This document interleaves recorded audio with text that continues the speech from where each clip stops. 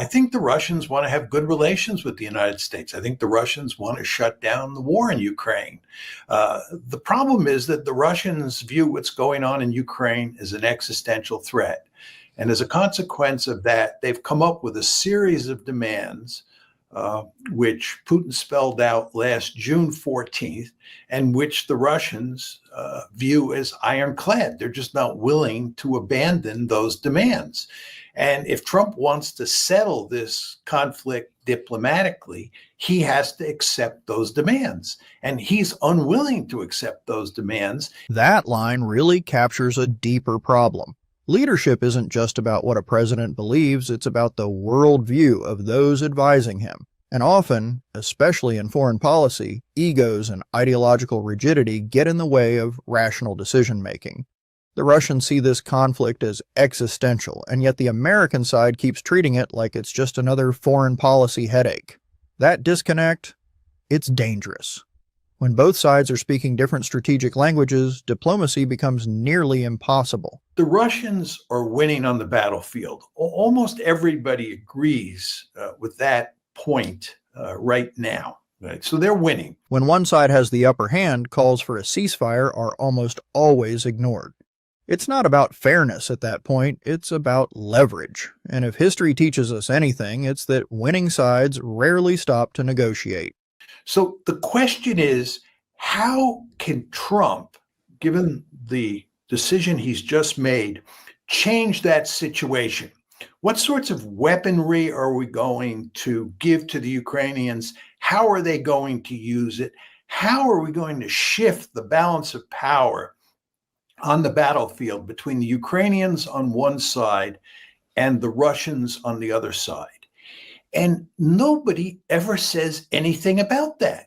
They just talk about giving the Ukrainians weaponry as if this were some sort of magical solution. That's a sharp observation. Throwing weapons at a geopolitical crisis doesn't automatically change the balance. It's like putting a bandage on a broken leg. You might feel like you're doing something, but the core problem stays unresolved. Well, maybe it is a magical solution, but if it is a magical solution, somebody has to tell us in considerable detail how this actually works.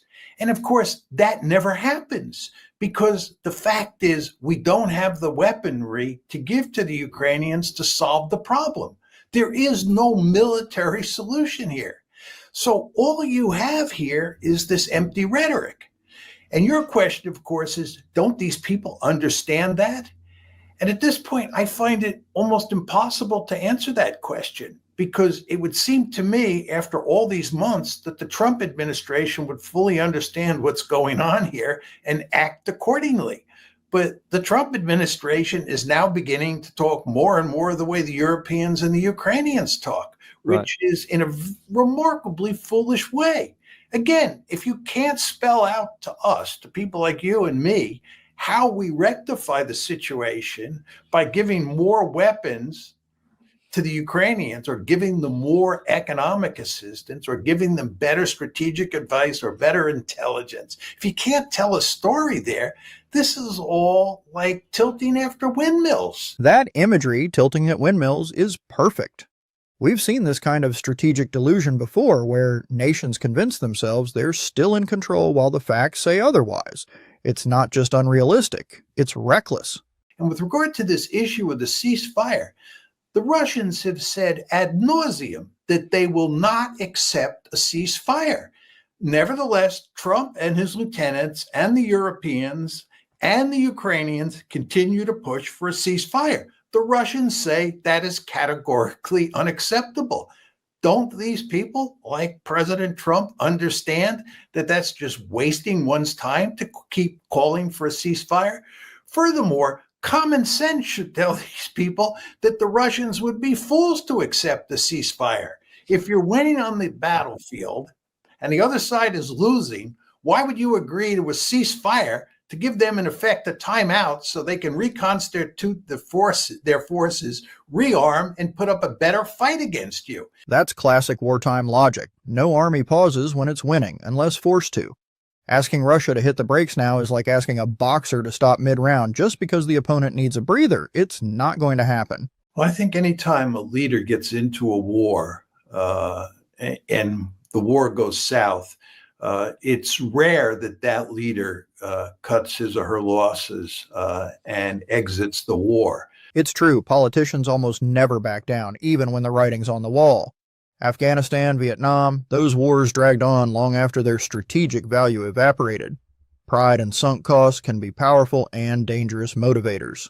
I think what happens in most cases is that you hang on hoping for a miracle. I think if you look at the American experience in Afghanistan, we were there for 20 years, and it was very clear after less than 10 years that that was a hopeless situation. But we just hung on.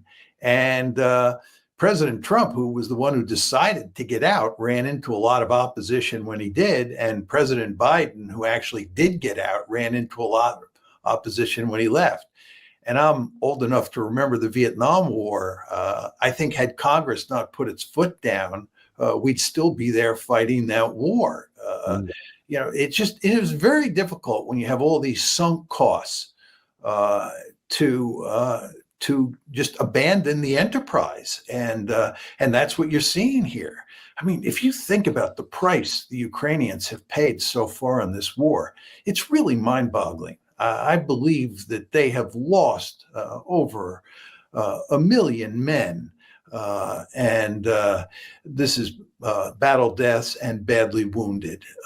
And all that's going to happen now is they're going to lose more people. And they're going to lose more territory, as you and I have talked about on numerous occasions. That's a heartbreaking prediction, but not an unfounded one. When leaders prioritize symbolism over strategy, it's the people, soldiers and civilians, who pay the price.